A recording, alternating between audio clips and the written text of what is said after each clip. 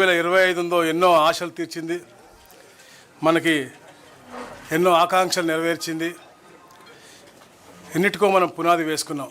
2026 మరెన్నో మంచి జరగాలనేసి ఎన్నో కార్యక్రమాల సంకల్పంతో మనం ముందుకు వెళ్తా ఉన్నాం. ఎందుకంటే సంక్షేమ అభివృద్ధి అనే రెండు కళ్ళగా భావించే కూటమి ప్రభుత్వం కాబట్టి ఒక సుపరిపాలన ఇస్తా గత 18 నెలలుగా ఒక ప్రణాళికతో ముందుకు వెళ్తా ఉన్నాం. ఎందుకంటే ముఖ్యంగా మీకే తెలుసు ఎలాంటి రాక్షస పాలనలో గతంలో ఉన్నామో. ఒక జియో ఇస్తే కూడా, ఎందుకంటే పత్రికా సోదరులకు బాగా తెలుసు ఆ జియో ఇచ్చారో లేదో తెలియని పరిస్థితులు అప్పుడు. ఈ రోజున ఏదన్నా కూడా ఓపెన్ డొమైన్లో ఉండి ప్రతి ఒక్క క్యాబినెట్ అంశం కూడా వచ్చి పత్రికా సోదరులతో కూడా చర్చించి అన్నీ కూడా చెప్పేది, అంటే దమ్ముగా చెప్పే ప్రభుత్వం మాది. ఈరోజు దాదాపుగా 24 అంశాలతో క్యాబినెట్లో మేము ఎన్నో ఆమోదం పొందడం జరిగింది.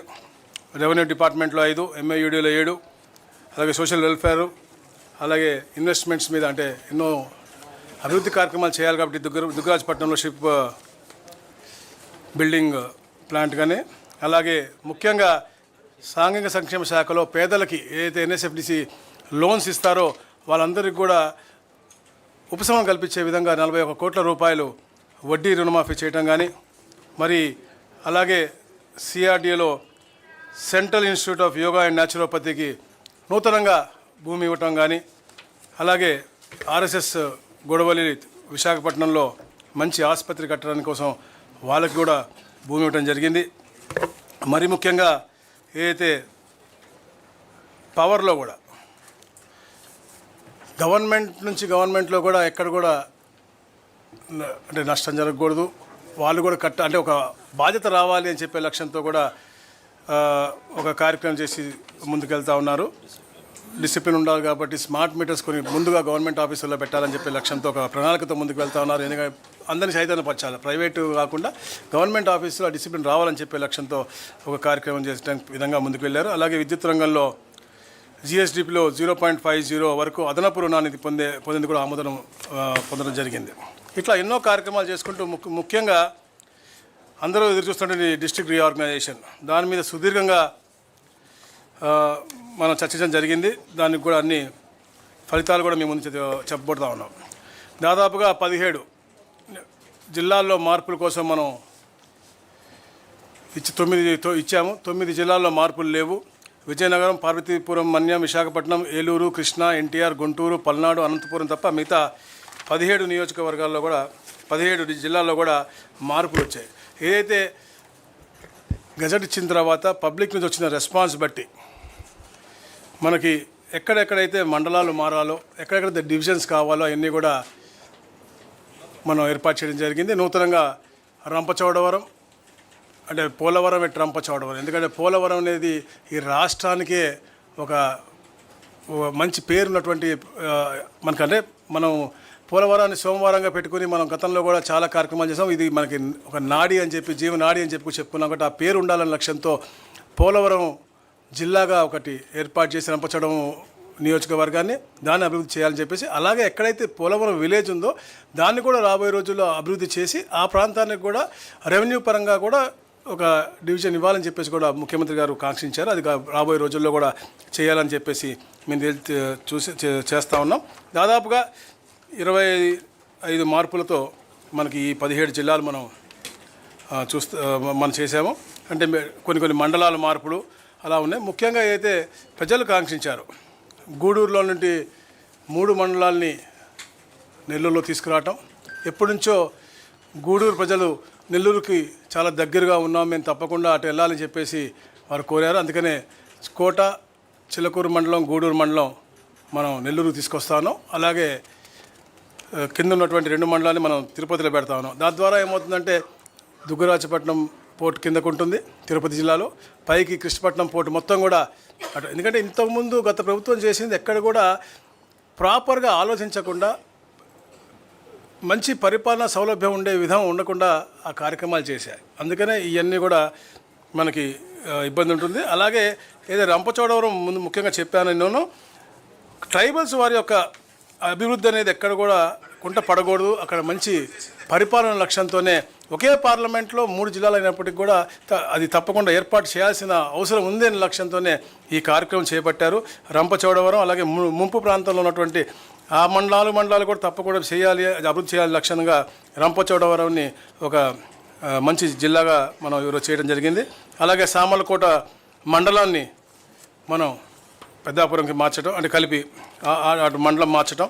అలాగే ఏదైతే మండపేట ప్రజలు ఎప్పటి నుంచో కాంక్షిస్తూ ఉన్నారు, రాజమండ్రి కూతవేటి దూరంలో ఉంటాం మేము, రాజమండ్రిలో మమ్మల్ని కలపాలి అనేది, అది గతంలో చాలా రిప్రజెంటేటివ్ వచ్చినాయి, అవి కూడా చేయటం జరిగింది. అలాగే ముఖ్యంగా పెనుగొండ ఏదైతే మనకి వెస్ట్ గోదావరిలో ఉన్నటువంటి పెనుగొండ గ్రామాన్ని వాసవి పెనుగొండగా మార్చాలని చెప్పేసి ఎప్పటి నుంచో కాంక్షిస్తూ ఉన్నారు. ఎందుకంటే అక్కడ వాసవి మాత జన్మస్థలం అని చెప్పేసి వారు కోవడం జరిగింది. ఆ పేరు కూడా మార్పిడి కూడా ఈరోజు క్యాబినెట్లో ఆమోదం పొందడం జరిగింది. అలాగే ముఖ్యంగా ఈ ప్రాంతానికి వస్తే అద్దంకి నియోజకవర్గం బాపట్ల నుంచి ప్రకాశం జిల్లాలోకి, అలాగే నూతనంగా రెవెన్యూ డివిజన్ ఏర్పాటై దర్శి నియోజకవర్గం మొత్తం కూడా నిన్న అంటే చాలా చూసామని మధ్యలో దొనకొండ అటు వెళ్తుంది, ఇటు వెళ్ళక మొత్తం దర్శి నియోజకవర్గం కూడా అద్దంకి సబ్ డివిజన్లో ఉండి ప్రకాశం జిల్లాలో ఉండే విధంగా ఏర్పాటైంది. మార్కాపురం, కనిగిరి, ఎర్రగొండపాలెం అలా గిద్దలూరు కలిపి నూతన జిల్లా ఏదైతే ఎప్పటి నుంచో అందరూ కాంక్షిస్తూ ఉన్నారు ప్రాంత ప్రజలు, వాళ్ళందరి కళలు సాకారం అయ్యే విధంగా ఒక అభివృద్ధి చేయబడే విధంగా ఈ యొక్క కార్యక్రమం చేయడం జరిగింది. మార్కాపురం జిల్లానే సార్? మార్కాపురం జిల్లా పూర్తి నియోజకవర్గాలు మార్కాపురం, గిద్దలూరు, కనిగిరి, ఎర్రగొండపాలెం. అలాగే ఏదైతే కురిచేడు, దొనకొండ 2 కూడా మీకు అద్దంకి సబ్ డివిజన్, ప్రకాశం అంటే డిఫరెంట్ రిప్రజెంటేషన్ మాకు వచ్చినాయి. అన్నీ కూడా మేము డిస్కస్ చేసి ఏది పరిపాలన సౌలభ్యం ఉందో రాబోయే రోజుల్లో అన్ని జిల్లాల దగ్గరికి ఒక నియోజకవర్గం వల్ల వెళ్ళటం అనేది కష్టం అవుతూ ఉంటుంది. ఒక public representative let be MLA or any officer ఇద్దరు జిల్లా కలెక్టర్ దగ్గరికి పోవాలి అంటే ఇబ్బంది అవుతుంది. కాబట్టి ఎంత తక్కువ చేయగలిగామో అంత తక్కువగా మేము జిల్లాల్లో మండలాలు అంటే ఒక నియోజకవర్గాన్ని 2 జిల్లాలు పెట్టలేదన్నమాట. అట్లా అది అయిపోయింది. తర్వాత ఏదైతే రైల్వే కోడూరు ఉంది, ఎప్పటి నుంచి వాళ్ళు కాంక్షిస్తూ ఉన్నారు తిరుపతిలో రావాలని, వాళ్ళ జీవితాంతం వాళ్ళు కలగంటా ఉన్నారు. అది తిరుపతి జిల్లాలోకి తీసుకురావడం జరిగింది.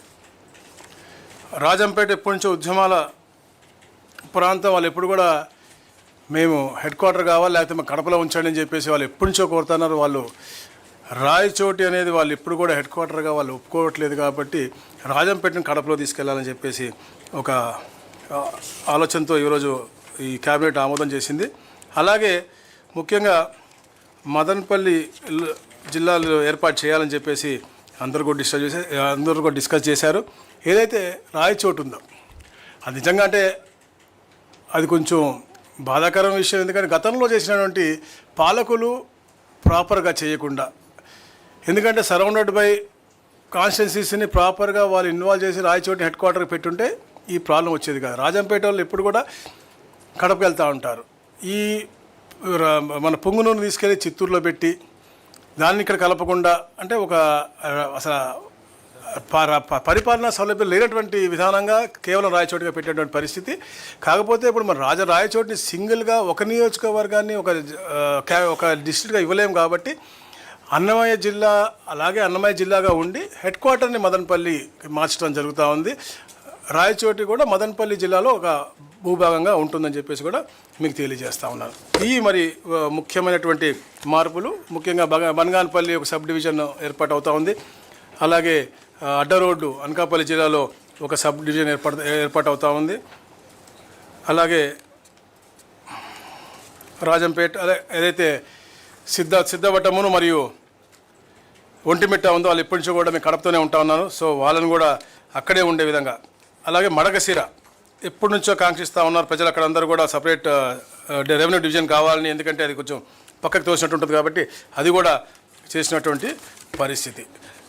ఈ విధంగా ఈ మార్పులతో నూతనంగా రీఆర్గనైజేషన్స్ అన్నీ కూడా చేసి రేపటికి అది పూర్తవుతూ ఉంటుంది. ఎందుకంటే మేము 27/11 గజెట్ ఇచ్చాము, 27/12 అన్నీ కూడా అబ్జెక్షన్స్ తీసుకుని డిస్కస్ చేయడం జరిగింది. 31 నోటిఫికేషన్ ఇస్తాం కాబట్టి ఇవన్నీ కూడా 1వ తారీఖు నుంచి ఆచరణలోకి వస్తాయని చెప్పేసి కూడా తెలియజేస్తూ ఉన్నాను. 2 జిల్లాలు.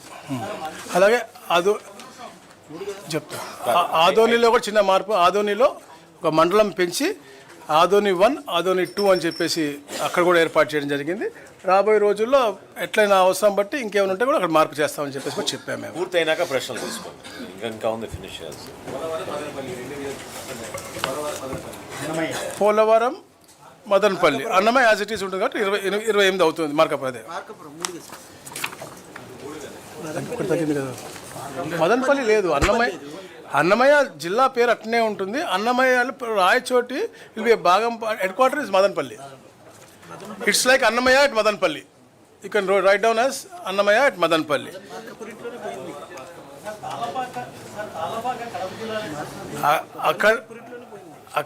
ఇప్పుడు మీరు అలా అంటున్నారు. ఏడుకొండల స్వామి దగ్గర ఉన్నటువంటి వ్యక్తి అన్నమయ్య. మీరు ఒక ప్రాంతానికి ఎందుకు పెడతారండి? రాజంపేటలో జన్మించారు అక్కడే అంటే కాదు కదా. బ్రహ్మాండ నాయకుని దగ్గర సేవ చేసినటువంటి వ్యక్తి. అందరూ అలా అనుకుని ఒక పేరు ఇవాళ. ఎన్టీ రామారావు గారు ఎక్కడ జన్మించారండి? నిమ్మకూరులో. ఎక్కడ ఇచ్చారండి? అట్లా మీరు చూసుకుంటే అలాంటివి చాలా ఉన్నాయి. అట్లా ఉండదు. వాళ్ళకు ప్రాముఖ్యత ఉన్నటువంటి వారు ఎక్కడైనా పెట్టుకోవచ్చు. అందుకనే పెట్టారు. పోలవరం ఉన్నటువంటి ప్రాంతం రావట్లేదు, పక్కన ఇస్తుంది. ఎందుకంటే ఎక్కడైతే రీహాబిలిటేషన్స్ జరిగినాయో, ఎక్కడైతే మనుషులు అందరు కూడా ఇక్కడ నుంచి అక్కడికి మార్చబడ్డారో, అక్కడ డెవలప్ చేస్తానో అక్కడ పెట్టాము. మదనపల్లి జిల్లా ఉండదు. Madanapalle head quarters, but it is Annamayya జిల్లా ఎట్ మదనపల్లి.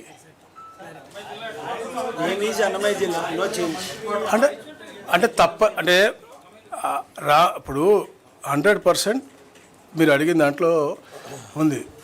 ఏ ఎమ్మెల్యే కావచ్చు, ఏ మంత్రి కావచ్చు, వాళ్ళ హెడ్ క్వార్టర్ పోయేదని బాధాకరమైన విషయం. గౌరవ ముఖ్యమంత్రి గారు చాలా డిస్కస్ చేసి, చాలా కన్సర్న్తో అక్కడ ఉన్నటువంటి అందరితో కూడా చర్చించి, ఎందుకంటే ఎవరు ఉండట్లేదు కాబట్టి, రాజంపేట వాళ్ళు మేము ఉండము, మేము అసేమిరాని గొడవ చేస్తున్నారు, రైల్వే కొడుకు గొడవ చేస్తున్నారు కాబట్టి తప్పనిసరి అందరితో చర్చించిన తర్వాత ఇలాంటి డ్రాస్టిక్ డెసిషన్ తీసుకోవడం వచ్చింది. రాంప్రసాద్ రెడ్డి గారు చాలా బాధపడుతూ ఉన్నారు. వారు అడుగుతూ ఉన్నారు. వారు అంటే ఎవరు కూడా కోరు వెళ్ళిపోతారు. అందుకని మీరు చెప్పినట్టుగా వారిని మళ్ళీ పిలిపించడం జరిగింది. ఇప్పుడు కూడా గౌరవ ముఖ్యమంత్రి గారు మళ్ళీ క్యాబినెట్ తర్వాత కూడా వారి రూమ్లోకి పిలిచి మాట్లాడి ఉదాసన జరిగింది. తప్పకుండా అభివృద్ధి చేస్తాము. రాయచోటిని ఎప్పుడు లేని విధంగా, ఎందుకంటే వాళ్ళ ఆశ చూపించిన విధానంలో కూడా ప్రాపర్గా లేదు. ఇప్పుడు వద్దు అనుకున్న వాళ్ళతో మనం ఎంతసేపు మాట్లాడగలం, ఎంతసేపు మనం కలిసి జీవించగలం? చుట్టుపక్కల అంటే ఆ రోజు పారదర్శకంగా చేసి ఉంటుంటే ఈ ప్రాబ్లం వచ్చేది కాదు. ఈరోజు వచ్చింది. దానికి ఎఫెక్ట్గా రాంప్రసాద్ రెడ్డి గారికి ఇబ్బందికరమైన వాతావరణం వచ్చింది. తప్పకుండా ఆ ప్రాంతాన్ని అభివృద్ధి పరంగా గౌరవ ముఖ్యమంత్రి గారు ఆశీర్వదిస్తారు. గౌరవ ముఖ్యమంత్రి గారు ఫీల్ అవుతూ ఉన్నారు. నేను చెప్పాను కూడా గతంలో రాయచోటిని అని, వారు కూడా ఫీల్ అవుతూ ఉన్నారు, దాంట్లో డౌట్ లేదు. కానీ ఎవరు కోరుకోవట్లేదు ఉంటానికి రాయచోటితో. రాయచోటి అనేది డిఫరెంట్లీ లొకేటెడ్ ప్లేస్ ఉంది. మేము కడపలో ఉంటామని చెప్పి రాజంపేట వాళ్ళు, రైల్వే కోర్టులో మేము తిరుపతిలో ఉంటామని చెప్పేసి విపరీతంగా అడుగుతూ ఉన్నారు. సో దాన్ని చేయడానికి చేశాను తప్ప వేరేదేం లేదు. రాంప్రసాద్ రెడ్డి తప్పకుండా దీన్ని అధిగమిస్తాడు. రాబోయే రోజుల్లో ఆ ప్రాంతాన్ని ఎలా అభివృద్ధి చేయాలో గౌరవ ముఖ్యమంత్రి గారు తప్పకుండా చేసి పెడతారు. వాళ్ళకి మెడికల్ కాలేజ్ కావాలా, లేకపోతే ఇంకేమన్నా కావాలా అనేది చూసి తప్పకుండా చేసి పెడతారు. కేవలం అడ్మినిస్ట్రేటివ్ గ్రౌండ్స్. గతంలో చెప్పా కదా, ఇప్పుడు పొంగనూరు ఇంత ఏ పార్లమెంట్ అండి? దాన్ని తీసుకెళ్ళి చిత్తూరులో ఎందుకు పెట్టారండి? ఆ రోజే పొంగనూరు పెట్టుంటే ఇవన్నీ కలిపి అప్పుడు హెడ్ క్వార్టర్ పెట్టి అభివృద్ధి చేస్తుంటే బాగుండేది. ఎందుకు పెట్టలేదని అట్లా? పొంగనూరు ఇక్కడ తీసుకెళ్ళి చిత్తూరులో అది ప్రాపర్ జియోగ్రఫీగా, టోపోగ్రఫీగా కరెక్టా? కాదు కదా. ఇది అన్ని పరంగా అన్ని వర్గాలకి న్యాయం చేసినట్టు ఉంటుంది. రాయచోటికి కూడా యాక్చువల్గా మంచి జరుగుతుంది కదా. హెడ్ క్వార్టర్ పోయింది అనే బాధ అనేది తప్పకుండా ఉంటుంది ఆయనకి కానీ, రాంప్రసాద్ గారికి కానీ. తప్పకుండా గౌరవ ముఖ్యమంత్రి గారు రాంప్రసాద్ గారికి ఎట్టి పరిస్థితుల్లో అన్యాయం చేయరు. అందుకనే వారిని కూడా పిలిచి మనం మాట్లాడడం జరిగింది.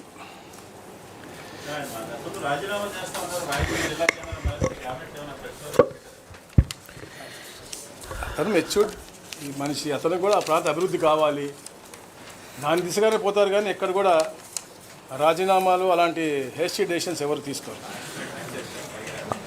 అది కాదండి, ఈ నిర్ణయాలు జిల్లాల పునర్విభజన, అదేవిధంగా మండలాల్లో ఏదైతే పరిపాలన సౌలభ్యంగా కొన్ని మార్పులు తీసుకొచ్చామో, మా ఉపసంఘం దాదాపు 5-6 సార్లు మేము కూర్చోడమే కాకుండా అనేక మంది ప్రజల దగ్గర నుంచి, ప్రజాప్రతినిధుల దగ్గర నుంచి వినతులు స్వీకరించి లోతుగా అధ్యయనం చేసి, పరిపాలన సౌలభ్యమే కాకుండా ప్రజలు ఏ విధంగా కోరుకుంటున్నారు, వాళ్ళకు కూడా ఏ విధంగా దగ్గర అవుతుంది పరిపాలన అనే ఉద్దేశంతో దీని గురించి ఒక అవగాహన తెచ్చుకున్న తర్వాతే మేము గౌరవ ముఖ్యమంత్రి గారికి ఆ నివేదిక అందించాం.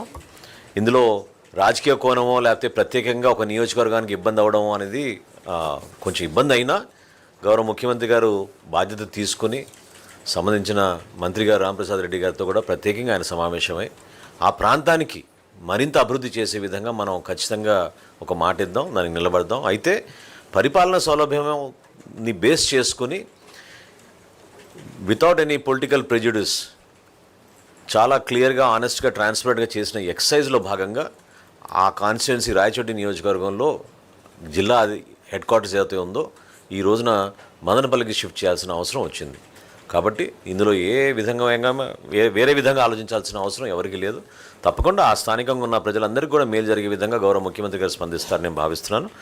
సంక్షేమం, అభివృద్ధి, అదేవిధంగా భవిష్యత్తు, ఈ మూడింటిని దృష్టిలో పెట్టుకొని గౌరవ ముఖ్యమంత్రి గారు 2025లో మా కూటమి ప్రభుత్వం Telugu Desam party, Janasena party, Bharatiya Janata party ఏ విధంగా కేంద్రం నుంచి గౌరవ ప్రధానమంత్రి నరేంద్ర మోడీ గారి సహకారంతో మన రాష్ట్రంలో గౌరవ ముఖ్యమంత్రి గారు చంద్రబాబు నాయుడు గారు, అదేవిధంగా గౌరవ ఉప ముఖ్యమంత్రి గారు పవన్ కళ్యాణ్ గారు కలిసి ప్రభుత్వంలో చేస్తున్న అనేక కార్యక్రమాలు దిగ్విజయంగా ఏ విధంగా మనం 2025 సంవత్సరంలో పూర్తి చేసుకున్నామో వాటి గురించి క్యాబినెట్లో చివరిలో ముఖ్యమంత్రి గారు సహచార మంత్రులందరికీ కూడా తెలియజేయడం జరిగింది. దానికి పూర్తి వివరాలు మేము మీకు అందించబోతున్నాం. కానీ ఇందాక అన్నట్టు అభివృద్ధితో పాటు సంక్షేమం ఎన్నడూ లేని విధంగా 50,000 కోట్ల రూపాయలు ఈరోజు ఎన్టీఆర్ భరోసా పెన్షన్ల ద్వారా రాష్ట్ర ప్రజలకు అందించగలిగాం. 1వ తారీఖే కాదు, 1వ తారీఖు ఒక సెలవు అయితే ఒక రోజు ముందే ఆ కుటుంబాలకి చేర్చే విధంగా ఒక నిర్ణయం తీసుకున్నాం. అదేవిధంగా గ్రామ సచివాలయాలు, వార్డు సచివాలయాలు అయితే గతంలో ఆ ప్రభుత్వం కొంతవరకు సరైన ఒక సిస్టమ్ ఏర్పాటు చేయకుండా చేశారో ఆ మార్పు కూడా తీసుకొచ్చి ఈరోజు క్యాబినెట్లో స్వర్ణ గ్రామం, స్వర్ణ వార్డు అనేది ఈరోజు మా క్యాబినెట్ దీనికి పూర్తిగా మద్దతు పలికింది. రాష్ట్రంలో ఉన్న రహదారులకి ఈరోజు వరకు 1,200 కోట్లు, అదేవిధంగా కొత్తగా 2,500 కోట్ల రూపాయల వరకు మంజూరు చేసి రహదారుల మరమ్మతుల కోసం రాష్ట్ర వ్యాప్తంగా ఒక మంచి పరిపాలన తీసుకొచ్చే విధంగా ముందుకెళ్ళాం. సూపర్ 6 2025లో ఖచ్చితంగా సక్సెస్ చేయగలిగాం. ఎక్కడ కూడా రాజీ పడకుండా అర్హత ఉన్న ప్రతి కుటుంబానికి సంక్షేమం చేరే విధంగా గౌరవ ముఖ్యమంత్రి గారు ఒక పట్టుదలతోటి ఆర్థిక ఇబ్బందులు ఉన్నా కూడా మేము వీటిని అధిగమించాం.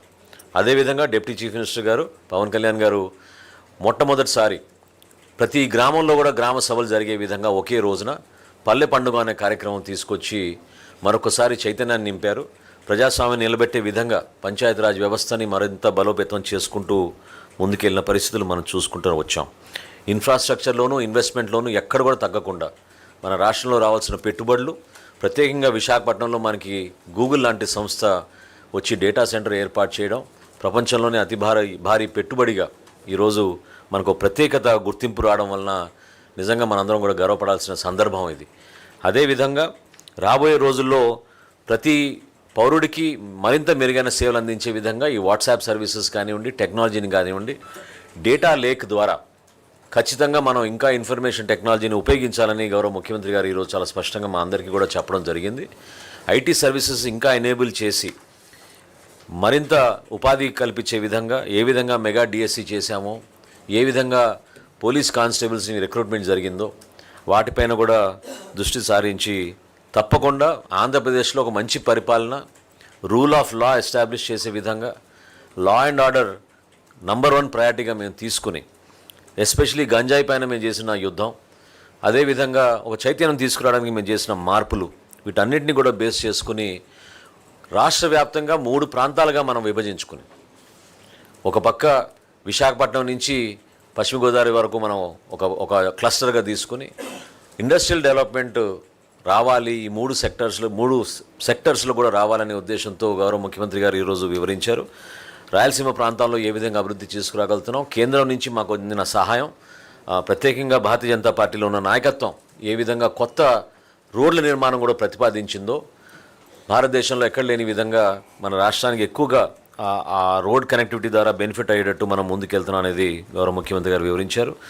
రాయలసీమలో ప్రత్యేకంగా తిరుపతిని ఒక ఇండస్ట్రియల్ హబ్గా చేసే విధంగా, నెల్లూరులో మనకున్న పోర్ట్స్ని మనం ఉపయోగించుకుని కొత్తగా ఏర్పాటు చేయబోయే పోర్ట్స్ కానివ్వండి, ఎయిర్పోర్ట్స్ కానివ్వండి, వీటన్నిటిని కూడా 2026 సంవత్సరంలో పూర్తి చేసుకుంటే మన రాష్ట్రానికి ఖచ్చితంగా స్వర్ణాంధ్రప్రదేశ్ దిశగా మనం ముందుకెళ్తామని ఈ సందర్భంగా గౌరవ ముఖ్యమంత్రి గారు మన రాష్ట్ర ప్రజలకి, అదేవిధంగా క్యాబినెట్లో ఉన్న మంత్రులందరికీ కూడా ప్రత్యేకంగా నూతన సంవత్సర శుభాకాంక్షలు తెలపడమే కాకుండా ఒక పట్టుదలతోటి, ఒక అంకిత భావంతో కలిసి పనిచేద్దాం, రాష్ట్రానికి మరింత మెరుగైన పాలన అందిద్దాం అనే సందర్భం ఈరోజు ప్రత్యేకంగా చెప్పడం మా అందరి బాధ్యత. కాబట్టి కూటమి తరఫున రాష్ట్ర ప్రజలకి కొత్తగా రాబోయే సంవత్సరంలో మరింత స్పీడ్ ఆఫ్ డూయింగ్ బిజినెస్ని మేము ఏ విధంగా తీసుకొచ్చామో, స్పీడ్ ఆఫ్ డెలివరింగ్ గవర్నెన్స్ కూడా ఆ విధంగానే తీసుకొచ్చి ఒక అద్భుతమైన మార్పు మన రాష్ట్రంలో తీసుకొచ్చే విధంగా మేము ముందుకెళ్తామని ఈ సందర్భంగా మీ అందరికి కూడా తెలుపుకుంటాం.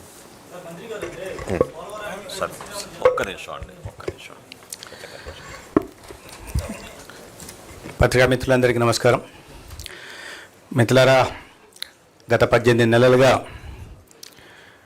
ఈ రాష్ట్రంలో సంక్షేమం, అభివృద్ధికి పెద్దపీట వేస్తూ కూటమి నాయకత్వం, ముఖ్యమంత్రి చంద్రబాబు నాయుడు గారి నాయకత్వంలో, ఉప ముఖ్యమంత్రి పవన్ కళ్యాణ్ గారి నాయకత్వంలో రాష్ట్రాన్ని ప్రగతి పదంలో ముందుకు తీసుకెళ్లే ప్రయత్నం చేస్తుంది. ప్రధానంగా ఈ 2025 సంవత్సరం ఒక ప్రత్యేకంగా ఇవాళ గౌరవ ముఖ్యమంత్రి గారు ప్రస్తావించారు. అనేక ప్రతికూల పరిస్థితుల్లో విధ్వంసకరుల పాలన జరిగిన తర్వాత అధికారంలోకి వచ్చి వాటిని అన్నింటినీ సరిచేస్తూ ఇవాళ సంపద సృష్టించడం కానీ, లేదా సంక్షేమాన్ని ప్రజల వద్దకు చేర్చడం కానీ, లేదా అభివృద్ధి కార్యక్రమాలు చేపట్టడంలో కానీ రాష్ట్రం సాధించిన ప్రగతి గురించి ఇవాళ క్యాబినెట్లో ప్రస్తావన ముఖ్యంగా ముఖ్యమంత్రి గారు ప్రధానంగా ప్రస్తావించడం జరిగింది. అయితే సహచర మంత్రులు చెప్పినట్టుగా ఆర్థిక వనరులు లేమి ఉన్నప్పటికీ కూడా ఇచ్చిన మాట ప్రకారం ప్రతి ఒక్క పథకాన్ని దేశంలో ఏ రాష్ట్రంలో లేని విధంగా సమర్థవంతంగా అమలు చేయడమే, ఎటువంటి దాంట్లో రాజకీయ కోణాలు లేకుండా ప్రజల వద్దకు సంక్షేమాన్ని చేరుస్తున్నారు. ఆ పథకాల గురించి సూపర్ 6 కావచ్చు, తల్లికి వందనం కావచ్చు, అన్నదాత సుఖీభావ కావచ్చు, లేదా దీపం పథకం కావచ్చు, లేదా మత్స్యకార భరోసా కావచ్చు, లేదా నేతన్న సేవ కావచ్చు, అనేక రకాల కార్యక్రమాలని ఇవాళ ప్రజల వద్దకు చేరుస్తున్నాం. స్త్రీశక్తి, ఒక మహిళలకి ఆర్థిక స్వాతంత్రాన్ని, సాధికారణ కల్పించే దిశ కూడా ప్రయత్నాలు జరుగుతున్నాయి. ఇదే సమయంలో అభివృద్ధిని కూడా ఇవాళ పరుగులు పెట్టిస్తున్న వైనం కూడా మనం చూస్తున్నాం. గతంలో గ్రామీణ ప్రాంతాల్లో చూస్తే 15వ ఆర్థిక సంఘం నిధుల్ని కానీ, ఎన్ఆర్జీఎస్ నిధులు కానీ దారి మళ్ళించేవాళ్ళు. ఇవాళ చూస్తే గ్రామంలో మౌలిక సదుపాయాల కల్పన జరుగుతోంది. వ్యవసాయ కూలీలకు పని దినాలు ఇవాళ గౌరవ ఉప ముఖ్యమంత్రి గారి నాయకత్వంలో అందుతున్నాయి. గ్రామాలు కూడా ఆర్థిక ప్రగతి సాగిస్తున్నాయి. రైతాంగానికి అందిస్తున్న పథకాల గురించి మీకు తెలిసిన విషయమే. ఇవన్నీ కాకుండా ప్రధానంగా ఇవాళ గౌరవ ముఖ్యమంత్రి గారు ప్రస్తావించింది ఏంటంటే, ఈ రాష్ట్రానికి కేంద్రం నుంచి అందుతున్న సహకారం గురించి వారు ప్రధానంగా ప్రస్తావించారు.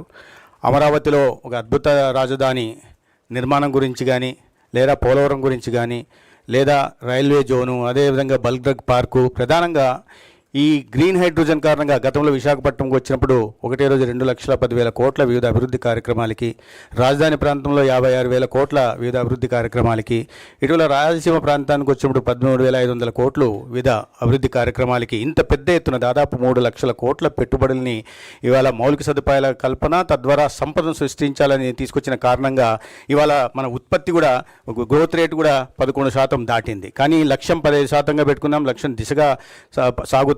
అయితే ఈ సంవత్సరంలో జరిగిన వీటిని పరిగణలోకి తీసుకుని వచ్చే సంవత్సరం మరింత అభివృద్ధి సాధించే దిశగా ముందుకెళ్లాలని ముఖ్యమంత్రి గారు ఆదేశించారు. అదేవిధంగా లక్షల కోట్ల పెట్టుబడులు ఏవైతే ఎకనామిక్ విశాఖపట్నం దగ్గర నుంచి ఈ రాష్ట్రంలో ఉన్న ఎకనామిక్ కారిడార్ల విషయంలో కూడా కొప్పర్తి కానీ, ఓరోకల్ కానీ, కృష్ణపట్నం కానీ ఈ ప్రాంతంలో వస్తున్న పెట్టుబడులు, ప్రధానంగా సెమీ కండక్టర్లు లేదా గూగుల్ డేటా సెంటర్లు, వీటి గురించి కూడా ఇవాళ మారుతున్న కాలంలో టెక్నాలజీని అందిపుచ్చుకొని దేశంలో మిగతా రాష్ట్రాల కన్నా ముందు ఆంధ్రప్రదేశ్ను ఉంచాలనే లక్ష్యంతో గౌరవ ముఖ్యమంత్రి గారు చేస్తున్న ఇది ప్రయత్నానికి కేంద్రం నుంచి కూడా సంపూర్ణ సహకారం అందిస్తున్న విషయాన్ని కూడా వారు చెప్పడం జరిగింది. అదేవిధంగా సంపద సృష్టి కోసం రైల్వే కార్యక్రమాలు కానీ, రైల్వే అభివృద్ధి కార్యక్రమాలు కానీ, లేదా హైవేల నిర్మాణం గురించి కానీ, లేదా కొత్తగా మచిలీపట్నం నుంచి హైదరాబాద్ దాకా ఫ్యూచర్ సిటీ దాకా ఎక్స్ప్రెస్ హైవే నిర్మాణం కానీ, అమరావతి నుంచి బెంగళూరు దాకా ఎక్స్ప్రెస్ నిర్మాణం కానీ, మరీ ప్రధానంగా అమరావతి చుట్టూ దాదాపు 190 కిలోమీటర్ల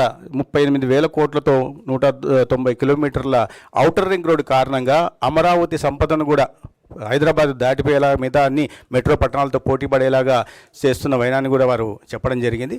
గతంలో అన్ని కేంద్ర ప్రభుత్వ పథకాలను రద్దు చేయడం కానీ, లేదా దానికి ఉద్దేశించిన నిధుల్ని దారి మళ్లించడం కానీ జరుగుతుంటే, ఇవాళ ప్రతి కేంద్ర ప్రభుత్వ పథకాన్ని కూడా అమలు చేస్తూ ఇవాళ అన్ని అభివృద్ధి కార్యక్రమం ముందు తీసుకెళ్లే ప్రయత్నం రాష్ట్రంలో జరుగుతూ ఉంది. ప్రధానంగా గతంలో పేర్ల గురించి తెలుసు, ఏదొచ్చినా కూడా సొంత పేర్లు పెట్టుకునే ఒక విపరీత మానసిక తత్వం కలిగిన వాళ్ళు ఉండేవాళ్ళు.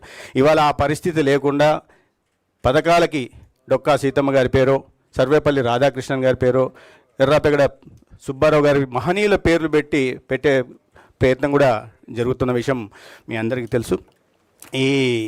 ఈ విషయాల మీద ప్రస్తావన జరిగింది. అదేవిధంగా రైతాంగానికి అది మన నాదెళ్ల మనోహర్ గారి మంత్రిశాఖలో ధాన్యం కొనుగోలు విషయంలో కానీ, లేదా పొగాకు రైతులకు కానీ, మామిడి రైతులకు కానీ, లేదా కోకో రైతులకు కానీ, లేకపోతే ఉల్లి రైతులకు కానీ సమస్య వచ్చినప్పుడు ప్రభుత్వం సానుకూలంగా స్పందించి సత్వరమే మార్కెట్ ఇంటర్వెన్షన్ చేసి వారిని ఆదుకున్న విషయాన్ని కూడా రైతాంగంలో కూడా ఈ విషయం మీద చాలా సానుకూల వాతావరణం నెలకొని ఉంది. అదేవిధంగా ఈ ప్రతి ఇంట్లో ఒక పారిశ్రామికవేత్తను తయారు చేయాలనే ఉద్దేశంతో రాష్ట్ర వ్యాప్తంగా 175 నియోజకవర్గాల్లో ఎంఎస్ఎంఈ పార్కులకు, చిన్న చిన్న పార్కులకు ఊతమిస్తూ ఇవాళ ఈ నిరుద్యోగ యువతని ఉపాధి ఉద్యోగ అవకాశాలు కల్పించడమే కాకుండా పెద్ద ఎత్తున డిఎస్సి కానీ, లేదా పోలీస్ శాఖలో కానీ, అదేవిధంగా వైద్య శాఖలో కూడా అనేక ఈ నోటిఫికేషన్లు ఇచ్చి రిక్రూట్మెంట్ చేసిన విషయం మనకు తెలుసు. ప్రధానంగా వైద్య రంగం మీద ఒక విప్లవాత్మక మార్పు తీసుకోవాలనే ఉద్దేశంతో ఈ డిజి హెల్త్ కేర్ కానీ, లేదా యూనివర్సల్ హెల్త్ పాలసీ కానీ, లేకపోతే సంజీవని ఇలాంటి కార్యక్రమం తీసుకొచ్చి ఇండివిజువల్ సెంట్రిక్ హెల్త్ కేర్ని రాష్ట్రంలో మొట్టమొదటిసారిగా అందించాలనే ప్రయత్నాల మీద కూడా ప్రధానంగా ప్రస్తావన జరిగింది. ఇవన్నీ ఇప్పటిదాకా 2025లో మనం చాలా సానుకూలంగా ఇప్పటిదాకా మంచి పాలన అందించగలిగాం, ప్రజల్లో ఆ సానుకూల వాతావరణాన్ని క్రియేట్ చేయగలిగాం. భవిష్యత్తు వైపు మరింత భరోసాతో వెళ్లాల్సిన అవసరం ఉందనే విషయాన్ని కూడా మాట్లాడాం. ఇక మీకు తెలుసు, అంత హాట్ టాపిక్ ఇవాళ రాష్ట్రంలో ఏదన్నా చూస్తే పబ్లిక్ ప్రైవేట్ పార్ట్నర్షిప్ని ప్రైవేటైజేషన్ అనేక సందర్భాల్లో మనం మాట్లాడుకున్నాం. ఏ రకంగా అసత్య ప్రచారాలు చేస్తున్నారనే విషయం, దాన్ని కూడా మనం సమర్థవంతంగా తిప్పికట్టగలిగాం. రాష్ట్రంలో ఈ పబ్లిక్ ప్రైవేట్ పార్ట్నర్షిప్ వల్ల ఒక నాణ్యమైన వైద్య విద్యని అందుబాటులోకి తీసుకురాగలుగుతాం. గత విధానం కన్నా ఈసారి 110 సీట్లు అదనంగా పేదలకు అందుబాటులోకి తీసుకురావడమే కాకుండా ఇవాళ రాష్ట్రంలో ఉంటున్న పేదలకు మెరుగైన వైద్య సేవలను అందించే దిశగా ఒక్కొక్క 6,250 పడకల ఆసుపత్రులను కూడా నిర్మించబోతున్నాం. 1,500 సీట్లు కూడా ఈ రాష్ట్రానికి రాబోతున్నాయి. సో ఈ విషయాల మీద మాట్లాడడం జరిగింది. వీటి నుంచి గతంలో ఏదైనా జరిగిన వాటిని ఎక్కడెక్కడ అడ్డంకులు ఉన్నాయో వాటిని గుర్తించి వాటిని సరి చేసుకుంటూ మళ్ళీ భవిష్యత్తు దిశగా సాగిపోవాలా. 26 మరింత ఆశాజనకంగా ఉండేలాగా అందరూ కష్టించి పనిచేయాలని ఈ ప్రయత్నం చేసిన ప్రతి ఒక్కరిని, గౌరవ ఉప ముఖ్యమంత్రి గారితో సహా ప్రతి ఒక్కరిని రాష్ట్ర ముఖ్యమంత్రి గారు అభినందన తెలియజేయడమే కాకుండా ఈ యజ్ఞంలో వాళ్ళ ఉద్యోగ ధర్మాన్ని నిర్వహిస్తున్న ఉద్యోగస్తులను కూడా వారు అభినందించారు. తర్వాత ఈ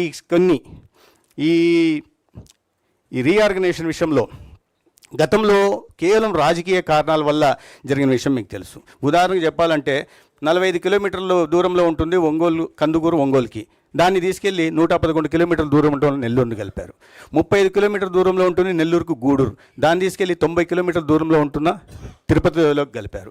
పుంగనూరు మదనపల్లికి 20 కిలోమీటర్ల దూరంలో ఉంటుంది. దాన్ని తీసుకెళ్లి 75 కిలోమీటర్ల దూరంలో ఉంటున్న చిత్తూరులో కలిపారు. కాబట్టి ఇటువంటి వాటినన్నీ సరిచేస్తూ అదే సమయంలో ఎక్కడ కూడా రాజకీయ కోణంలో ఆలోచించకుండా కేవలం పరిపాలనా సౌలభ్యాన్ని మాత్రమే దృష్టి పెట్టుకుని అదే సమయంలో ఆ ప్రాంత ప్రజల మనోభావాలు, ఆకాంక్షలకు అనుగుణంగానే జరిగిన చిన్న ఇది చేయడం జరిగింది. చాలా పెద్ద ఎత్తున వినతులు వచ్చాయి మంత్రిత్వ వర్గానికి. కానీ ఈ రాబోయే రోజుల్లో డీలిమిటేషన్ జరగబోతోంది కాబట్టి అసెంబ్లీకి కానీ పార్లమెంటుకి కానీ అటువంటివి ఉన్నప్పుడు ఆ సమయంలో ఆలోచించవచ్చని ఇవాళ కేవలం మరీ పెద్ద ఎత్తున ఎన్నికల ప్రచార సమయంలో వచ్చిన ఇవే ప్రజల నుంచి వచ్చినవి ఏవి ఉన్నాయో వాటి మీద మాత్రమే దృష్టి పెట్టి పనిచేయడం జరిగింది.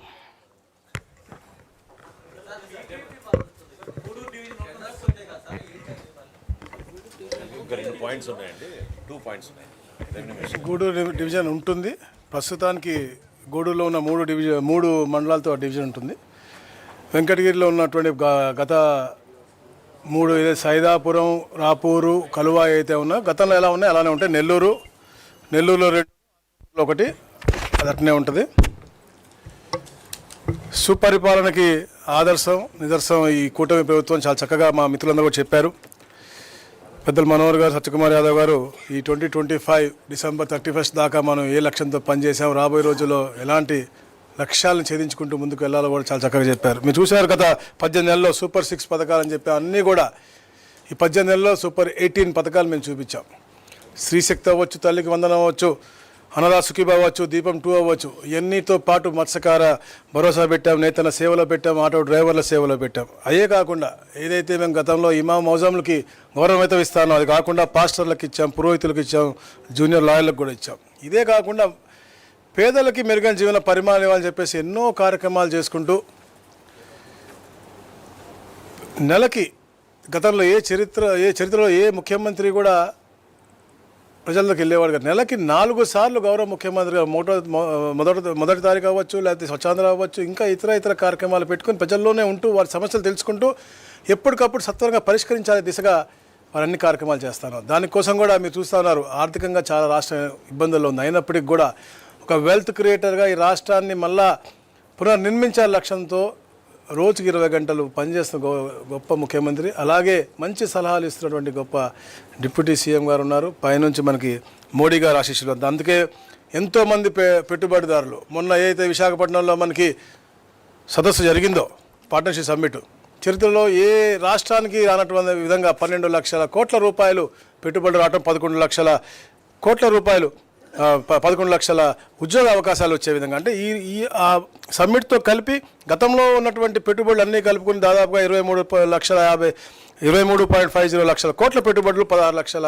ఉద్యోగ అవకాశాలు మనకి వచ్చాయి. అంటే అది కేవలం ఒక నమ్మకంతో ఈ కూటమి ప్రభుత్వం కొంతకాలం ఉండబోతూ ఉంది, పటిష్టంగా ఉండబోతూ ఉంది. రాష్ట్రానికి తప్పకుండా పునర్నిర్మించాలి అంటే ఈ కూటమి ప్రభుత్వం గట్టిగా ఉండాలనే లక్ష్యంతో ఈ పెట్టుబడిదారులు కూడా వచ్చి మనకి అంత బ్రహ్మాండంగా మనకి ఒక పాజిటివ్ వైబ్ ఇచ్చారు. దాన్ని కూడా భయపెట్టాలనో లేకపోతే ఇంకో దోవ తీసుకెళ్ళాలని చెప్పేసి రాష్ట్రం మీద ఉన్న కోపాన్ని వాళ్ళు అక్కసు పలుకుతూ వాళ్ళు ఈ మధ్య ప్రెస్ మీట్ పెడతా ఉన్నారు. నేను ఒకటే అడుగుతా ఉన్నాను, ఎనీ సెక్టార్ తీసుకురండి, మీరు రండి మాట్లాడండి, ఏ సెక్టార్లో మీరేం చేశారు మేమేం చేశామో మేము చెప్పగలం. పవర్ సెక్టార్లో కూడా మీరు చూసుకుంటే ఏదైతే యావరేజ్ ప్రొక్యూర్మెంట్ కాస్ట్ ఉందో దానిలో 39 పైసలు తగ్గించిన ఘనత ఈ కూటమి ప్రభుత్వాన్ని. ఇంతకుముందు ఎప్పుడు కూడా ట్రూ అప్ ఛార్జెస్ ఉండేవి, ఈ రోజున మనం గట్టిగా ట్రూ డౌన్ ఛార్జ్ చేసినటువంటి పరిస్థితి. అలాగే వాటర్ ఛార్జింగ్ కూడా చేసినటువంటి పరిస్థితి. గతంలో ఎప్పుడు కూడా ఇలాంటి టైంలో ఈ రోజు తరుణంలో 6 మీటర్ల వాటర్ ఉండేది కాదు. అంటే వాటర్ని కూడా రీఛార్జ్ చేసి, అంటే అన్ని రంగాల్లోనూ కూడా ప్రజలకు మంచి జరిగే విధంగా చేసినటువంటి ఏకైక ప్రభుత్వం ఏదన్నా ప్రపంచంలో ఉందంటే అది కేవలం ఆంధ్రప్రదేశ్లో ఉన్నటువంటి కూటమి ప్రభుత్వం. దమ్ముగా చెప్పగలం. ఏదైనా చిన్న చేసేటప్పుడు చిన్న ఇబ్బందులు కొందరికి వస్తూ ఉంటాయి తప్ప దాన్ని పెద్ద రాజకీయం చేయకండి, అంతే తప్ప వేరేది ఏమీ లేదని చెప్పి తెలియజేస్తాం. ఇప్పుడు నేను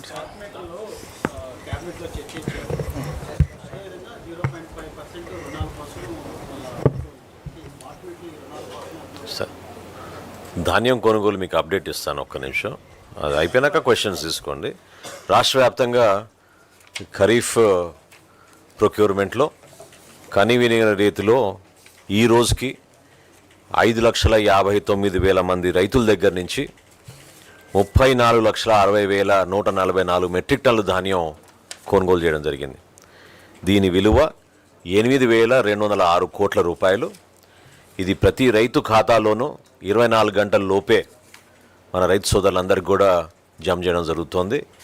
గత సంవత్సరంతో పోల్చుకుంటే 8 లక్షల మెట్రిక్ టన్నులు అదనంగా ధాన్యం కొనుగోలు చేయడం జరిగింది. ఈ రోజుకి ఖచ్చితంగా మేము అనుకున్న విధంగా 51 లక్షల మెట్రిక్ టన్నుల ధాన్యం మన రైతాంగం దగ్గర నుంచి ఒక అద్భుతమైన కార్యక్రమం చేసుకుంటూ రైతాంగాన్ని కాపాడమే కాకుండా కనీస మద్దతు ధర ఎట్టి పరిస్థితుల్లో రైతులు రావాలనే ఒక బలమైన నిర్ణయంతో క్షేత్రస్థాయిలో మా సిబ్బంది, ప్రజాప్రతినిధులు, స్థానికంగా ఉన్న మిల్లర్లు అందరి సహకారంతో ఈ కార్యక్రమాన్ని ముందుకు తీసుకెళ్తా ఉన్నాం.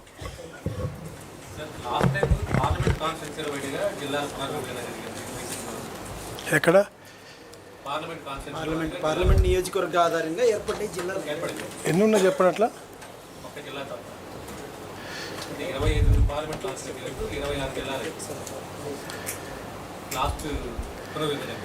ఎక్కడ కూడా ఒక పార్లమెంట్ ఒక దీంట్లో లేదు, మీరు చూసుకోండి. 15 జిల్లాలో లేదు అట్లా. బాపట్ల సత్తెనపల్లి అటు ఉంది, అట్లా మీరు చెప్పండి. సూలూరుపేట ఎక్కడ ఉంది? అలా ప్రతి జిల్లాలో ఏదో ఒక మార్పులు ఉన్నాయి. కావాలని కుట్రలతో కూడా చేసేటువంటి పరిస్థితి మనం చూసాం. కందుకొని తీసుకెళ్ళి అక్కడెక్కడో పెట్టారు. ఇప్పుడు చెప్పారు మా మంత్రి గారు సత్యకుమార్, చాలా చక్కగా వివరించారు వారు. ఎక్కడెక్కడ ఎలా చేశారు. మండపేట 10 కిలోమీటర్లు ఉంటుంది, తీసుకెళ్ళి కోనసీమలో పెట్టారు. రకరకాలుగా చేసేటువంటి పరిస్థితి. దాన్ని కొంచెం మేము మెరుగ్గా చేయాలని చేసాం. ఎవరికి నష్టం చేయాలని కాదు, తప్పకుండా రాయచోటిని కూడా ఉన్నత స్థానం తీసుకెళ్తాం. రేపు జరగబోయే డీలిమిటేషన్ అప్పుడు అది ఎలా జరుగుతుందో అది ప్రాసెస్ గవర్నమెంట్ చేస్తుంది. అప్పుడు దాని ప్రకారంగా జరుగుతుంది తప్ప ఇదేం లేదు. లాస్ట్ టైం దాన్ని కొద్దిగా మార్చారు. ఎలమంచలి వాళ్ళు కూడా అడిగడం జరిగింది. కొంచెం మీడియాకర్గా అడ్డ రోడ్ జంక్షన్లో కడితే అందరికీ కూడా డిస్టెన్స్ మేము ప్రతిదీ కూడా క్యాలిక్యులేట్ చేసాం. ఎక్కడి నుంచి ఎక్కడ డిస్టెన్స్ దగ్గరగా ఉంటుంది, ఎవరెవరికి ఎంతమందికి మనం కేటర్ చేయగలం అనేది.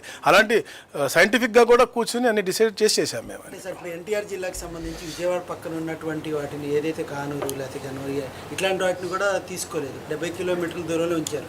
బికాజ్ ఆయన చెప్పినట్టు ఏంటంటే పార్లమెంట్ అనే దాన్ని తీసుకోవటం వల్ల పక్కన 1 కిలోమీటర్ కలిసినా కానీ ఆ రోజు తీసుకోవాలి. కొన్ని ప్రాంతాలలో చేస్తుంటే బట్ మేము ఇక్కడ టచ్ చేయలేదు. గ్రేటర్ విజయవాడ ప్రతిపాదన ఉంది. గ్రేటర్ తిరుపతి సెన్సస్ తొందరలో జరగబోతుంది కాబట్టి అదే ఇప్పుడు డెవలప్మెంట్ అనేది రాబోయే రోజుల్లో ఒక తారాస్థాయికి వెళ్ళబోతోంది. మనకి గ్రేటర్ విజయవాడ ప్రతిపాదన ఉంది, అలానే గ్రేటర్ తిరుపతి ప్రతిపాదన కూడా అక్కడ ఉంది. అట్లా సిటీస్ అర్బనైజేషన్ చేయాలి. ఆధునిక కూడా రేపు పొద్దున గ్రేటర్ ఆధునిక చేయాలనే లక్ష్యంతో గౌరవ ముఖ్యమంత్రి గారు పనిచేస్తా ఉన్నారు. అందుకని ఈరోజు 2 మండలాలు చేయడం జరిగింది. లేకపోతే ఈరోజు 3-4 మండలాలు చేద్దామన్న ప్రతిపాదన మాకు ఎన్నో వచ్చినాయి అక్కడ నుంచి. So we want develop the place కాబట్టి ఇవన్నీ కూడా అట్లా చేసామంతే. This exercise has nothing to do with delimitation. Delimitation of constituencies is a different exercise altogether. ఇది కేవలం district reorganisation based on the representations we have received and also how our administration has given us feedback. అది base చేసుకుని తయారు చేసిన final draft ఇది బహుశా రేపో ఎల్లుండో నోటిఫికేషన్ ఫైనల్గా ఇస్తారు. దాని తర్వాత సెన్సస్ మొదలవుతుంది. 31st రిక్రూట్మెంట్ ఏదైతే ఉందో దానికి సంబంధించి ప్రక్షీట్ ఏదైతే ఉందో ప్రక్షీట్ అనేది ఇవ్వడానికి 1 రోజులు రైతులు రైతాబులు వేయాల్సి వస్తుంది. రైస్ మిల్లులకి లిమిట్ లేదు, అయిపోయిందని చెప్తున్నారు. ఎనీ పర్టికులర్ ఇష్యూ బాపట్ల జిల్లా వస్తూ ఉంటే వెంటనే వారి దృష్టికి తీసుకెళ్తున్నారు. వెంటనే స్పందించి దాన్ని రిజాల్వ్ చేస్తూ ఉన్నారు. ఏదైనా పర్టికులర్ ఇష్యూ ఉంటే చెప్పండి కదా, తప్పకుండా అది రిజాల్వ్ చేసే బాధ్యత మంత్రి గారిది. ఇంత పాజిటివ్గా చేసే మంత్రి గారు మనకి అదే చరిత్రలో ఎప్పుడు ఇంత ఫాస్ట్గా జరగలేదు. ప్రొక్యూర్మెంట్ పేమెంటు అది ఇప్పుడు జరుగుతూ ఉంది. డెఫినెట్గా ఒక పాజిటివ్ వాతావరణం తప్ప ఎక్కడ కూడా. స్మార్ట్ మీటర్ నేను చెప్పాను ఇందాకలే మీకు. గవర్నమెంట్ ఆఫీసర్స్ డిసిప్లిన్ ఉండాలి. ఎవరికి ఇప్పుడు నువ్వు వెళ్తున్నావు 4 ఏసీలు కూడా వదిలేసి వెళ్ళిపోయే పరిస్థితి ఉంది. బిల్లు లేదు కదా, ఫ్రీయే కదా అని. అలాంటి డిసిప్లిన్ రావాలని చెప్పే సిస్టంతో గౌరవ ముఖ్యమంత్రి గారు చాలా క్లియర్గా గవర్నమెంట్ ఆఫీసుల వరకే ముందు మనం ఇవన్నీ కూడా ఒక వాతావరణం రావాలా, వీళ్ళ గురించి మెసేజ్ పోవాలనే లక్ష్యంతో డిసిప్లిన్ తేవడం కోసం ఏర్పాటైంది. పేరు పెట్టాలని పవన్ కళ్యాణ్ గారు మనం చెప్పారు. అదేమన్నా డిస్కషన్ అది ఇవాళ రాలేదు. ఇప్పుడు కొన్ని అనుమానాలు ఎస్పెషలీ ఈ పోలవరం విషయంలో గౌరవ మంత్రి గారు కూడా మీ దృష్టికి తీసుకొచ్చారు. క్యాబినెట్లో కూడా చర్చ జరిగింది. ఇప్పుడు పోలవరం అనే జిల్లా ఏర్పాటు చేయాలని ఎందుకు అనుకున్నాను, నిర్వాసితులకి న్యాయం జరగాలి. ఎవరైతే ఈ ప్రాజెక్ట్ వాళ్ళను ఆ ప్రాంతాల్లో వదిలేసుకుని వాళ్ళు ఈ ప్రాంతాల్లోకి వస్తున్నారో సీతాపట్నం ఇటువంటి ఏరియాస్లో వాళ్ళకి అటాచ్మెంట్ ఉండాలి. ఆ ఎమోషనల్ కాంటెక్స్లో గౌరవ ముఖ్యమంత్రి గారు ఆ నిర్ణయం తీసుకుని దానికి కట్టుబడి ఉన్నాం. సో పోలవరం జిల్లా అనేది పోలవరం లేదు కానీ అయినా కానీ మీరు పెట్టారనేది ఆ వాదానికి అసలు ఎక్కడ కూడా మేము ఒప్పుకునే ప్రసక్తి లేదు. It is only to keep that emotional attachment, దానికోసం తీసుకున్నాం.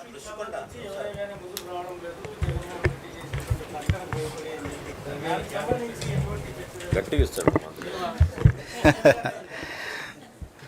జగన్మోహన్ ఈ తాటాకి చెప్పులకు ఎవరు బెదిరే పరిస్థితి ఉండదు. అటువంటి ఎవరు బెదర్లు కూడా తెలుసు. ఏ చట్టం కింద ఏ సెక్షన్ కింద జగన్మోహన్ రెడ్డి గారు చేయగలరు. ఆయనకు అంత అవగాహన రాహిత్యం 5 సంవత్సరాల పాటు ముఖ్యమంత్రిగా పనిచేసిన వ్యక్తి ఈ రకంగా ఒక విధానపరమైన నిర్ణయంలో సంబంధం లేని వాళ్ళని జైలుకు పంపిస్తుందని చెప్తే భయపడే వాళ్ళు ఎవరు లేరు. అయితే దీంట్లో సమస్య ఏమొచ్చిందంటే ఆదోనికి ఒక రాజ్ కుమార్ ప్రేమ్చంద్ షా అని టెండర్ వేయడం జరిగింది. అయితే వాళ్ళు మేము 22వ తేదీ చివరి రోజు అని చెప్పినప్పుడు మళ్ళీ కొంచెం ఎక్స్టెన్షన్ అడిగారు. 2 ప్రీ బిడ్ మీటింగ్లో కలిసిన తర్వాత కొన్ని అనుమానాలు అడిగారు, వచ్చిన తర్వాత మళ్ళీ 22 అయినప్పుడు మళ్ళీ ఒక 10 రోజులు ఎక్స్టెన్షన్ అడగడం జరిగింది. ఎక్స్టెన్షన్ ఇవ్వడానికి మేము ఒప్పుకోలేదు. ఎందుకు కారణం ఏంటంటే ఈ ఆన్లైన్ అప్లికేషన్ చేసుకోవడానికి నేషనల్ మెడికల్ కమిషన్కి ఎన్ఎంసీకి అప్లై చేసుకోవాలి. ఆ విండో ఈ యాక్చువల్గా అయితే 20-25 తేదీల్లో ఓపెన్ అవుతుంది. నెల రోజుల పాటు విండో ఉంటుంది. ఇప్పుడు 29వ తేదీ ఓపెన్ అవుతుంది, జనవరి 28 లోపల. ఈ టెండర్ ప్రక్రియ అంతా పూర్తి చేసిన తర్వాత మళ్ళీ వాళ్ళు దానికి అనుగుణంగా అప్లై చేసుకోవాల్సిన ఇది ఉంటుంది కాబట్టి సమయం లేదని చెప్పాం. దాంతో ఇంకొన్ని ప్రశ్నలు కూడా అడిగారు. అయితే దాని తర్వాత మళ్ళీ వాళ్ళు సంప్రదించిన తర్వాత ఈ ప్రశ్నలు కొద్ది సమాధానం ఇవ్వండి, మేము చాలా ఉత్సాహంగా ఉన్నామని చెప్పడం జరిగింది. దానికి అనుగుణంగా మళ్ళీ దీన్ని కొద్దిగా పొడిగించి ఇప్పుడైతే ఈ అగ్రిమెంటు ఆదోనికి సంబంధించి అగ్రిమెంట్ జరుగుతుంది. మిగతా వాటిని కాస్త పొడిగిస్తున్నాం. అయితే సమయం చాలా తక్కువ ఉంటుంది ఆన్లైన్ అప్లికేషన్. ఎట్టి పరిస్థితుల్లో ఈ సంవత్సరమే పొందులు పెట్టాలనే ఒక కృతనిశ్చయంతో ఉన్నాం కాబట్టి వాళ్ళు అడిగిన సమయం పొడిగింపు చేయలేకపోయాం. అది పరిశీలనలో ఉంది ఇప్పుడు.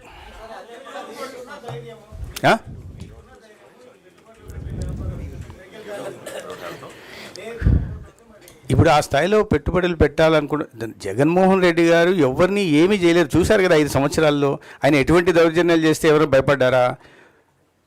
కాబట్టి పెట్టుబడిదారుల్లో ఖచ్చితంగా ఉంది. ఇప్పుడు అట్లంటే ప్రతి చోట అతను భయపెట్టే ప్రయత్నం చేస్తున్నారు. ఎవరైనా గతంలో వచ్చినప్పుడు ఈ మనం చూసాం, రివర్స్ టెండర్ అన్నాడు, ఇబ్బంది పెట్టాడు, కానీ ఎవరు వెనకాడట్లేదు కదా. మరి ఇంత పెద్ద ఎత్తున రాష్ట్రంలో పెట్టుబడులు ఉన్నాయి. ఎందుకంటే ఇవాళ కూటమి ప్రభుత్వం మీద పెట్టుబడిదారుల్లో చాలా విశ్వాసం ఉంది. ప్రధానంగా గౌరవ ప్రధానమంత్రి గారు ఈ పెట్టుబడులను ఏ రకంగా ప్రోత్సాహం అందిస్తున్నారు, రాష్ట్రంలో దార్శనికత కలిగిన నాయకుడు చంద్రబాబు నాయుడు గారు, పవన్ కళ్యాణ్ గారు ఏ రకంగా రాష్ట్రాన్ని ముందుకు తీసుకెళ్లాలని ప్రయత్నం చేస్తున్నారు. కాబట్టి ఇంత పెద్ద ఎత్తున పెట్టుబడులు వస్తున్నాయి. మేము చెప్పాము ఇప్పుడు 23.5 లక్షల కోట్ల పెట్టుబడులు అగ్రిమెంట్లు అయ్యాయి, ఎంఓయూలు అయ్యాయి అంటే అవన్నీ విశ్వాసం లేకపోతే వస్తారా? విశ్వాసం ఇబ్బంది లేదు. అయితే ఈ విషయంలో కాస్త బెదిరింపులు అది పాల్పడము ప్రజల్లో ఏదన్నా జగన్మోహన్ రెడ్డి గారి కారణంగా అనుకోవచ్చు, కానీ పెట్టుబడిదారుల్లో అటువంటి భయం ఏం లేదు. మాట్లాడుతున్నాం ఇవాళ మధ్యలో 3 రోజులు సెలవులు రావడం, ఇవాళ కూడా మాట్లాడుతున్నాం. వాళ్ళ దీన్ని తీసుకొని ఎంతవరకు ఇవ్వచ్చు, మళ్ళీ రీటెండర్ ఎప్పటిదాకా వెళ్ళొచ్చు అనే విషయాన్ని ఈరోజు చూస్తున్నాం.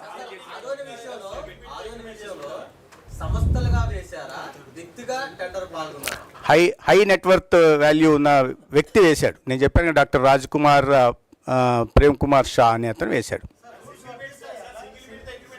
వేసుకోవచ్చు. హై నెట్వర్త్ కేటగిరీ ఉంది. వాళ్ళ తర్వాత కన్సార్షియంతో వస్తారు. ఏం లేదండి, అది అన్నీ ఇటువంటివన్నీ చూస్తా కూర్చుంటే మీనమేషాలు లెక్క వేస్తా అంటే నాణ్యమైన వైద్య విద్యను అందించాల్సి ఉంది, మెరుగైన వైద్య సేవలు అందించాల్సి ఉంది. ఈ ప్రశ్న కొన్ని సంవత్సరాల పాటు మీరు అడుగుతూ ఉండి దీంట్లో ప్రక్షాళన చేస్తూ ఉంటే మేము కూడా అభినందించే వాళ్ళం. కానీ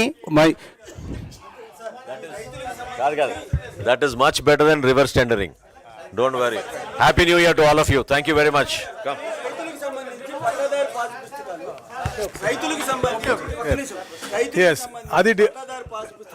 అది గత పాలనకి మా పాలనకి తేడా. తప్పకుండా రాజముద్రతో ఉన్నటువంటి పాస్బుక్ 2వ తారీఖు 9వ తారీఖు కల్లా మేము ఇవ్వబోతా ఉన్నాం.